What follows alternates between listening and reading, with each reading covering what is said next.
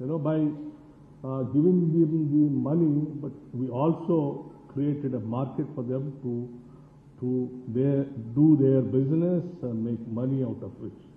Like, when we thought of going for serious after the renewable energy, energy policy, where we are thinking of getting a new green power, we thought let us involve the Telangana women also in the process of getting green energy.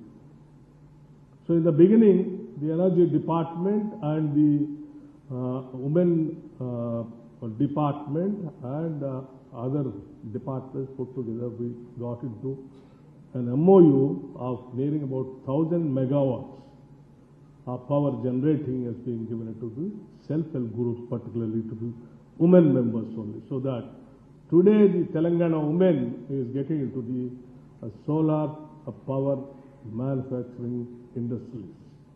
This is first of its kind. Nowhere in the country, nowhere, no state is implementing this. This is first of its kind in Telangana. It's only a beginning. Once they become successful in the sense, we are making them to start the business, we are making the bankers to give the money, and we are making the government to buy the power also. So there is no problem even for them, after generating power, making money by selling it, and we are giving them buyback guarantee also. So it is an assurance for them, once we establish a solar power, that the government is readily willing to buy that power. With an MOU, we are encouraging the women. Once they become successful in this, we want to expand even more than 1,000 megawatts. Apart from that, the first of its kind, I think nowhere in the country, we have brought out a scheme of free bus ride for Telangana women. They can travel from anywhere to anywhere without a ticket, without buying a ticket. With this, we made the Telangana women to go around the state wherever they want to go.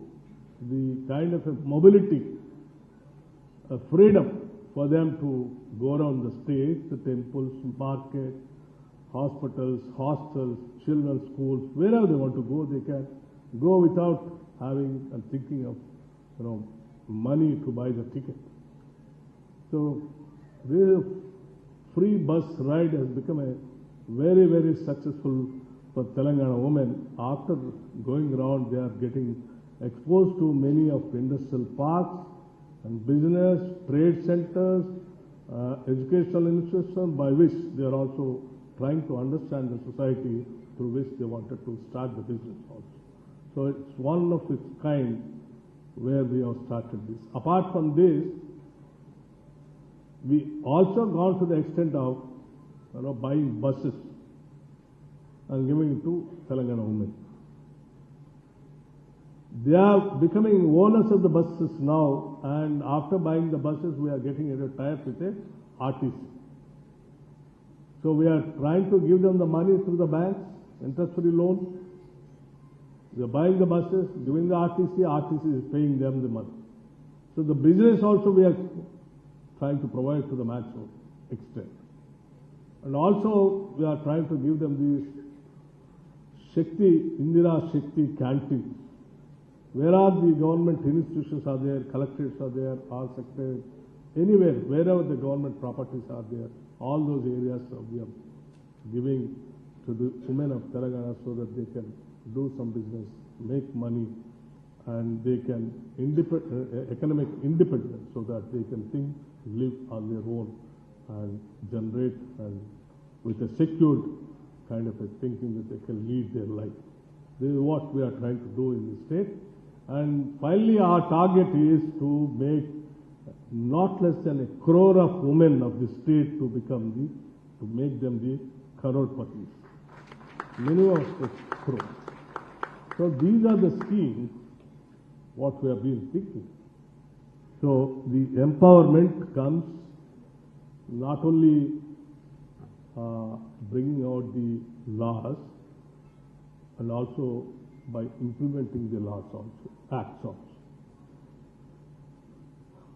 We have been seeing a number of acts which have been enacted in the Parliament and the respective legislative houses, like, prohibition of dowry, child marriages, many kind of these things. But still, things are continuing. Until unless the whole society thinks about it and reforms themselves, convince themselves to implement these acts, the acts also cannot be get fructified and yield the results. That is where these kind of summits will definitely help to convince the people where all the things are going wrong,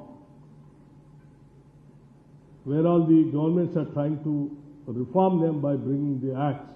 We also have to think about them and implement them, and to see to that they are fully implemented and the woman becomes empowered.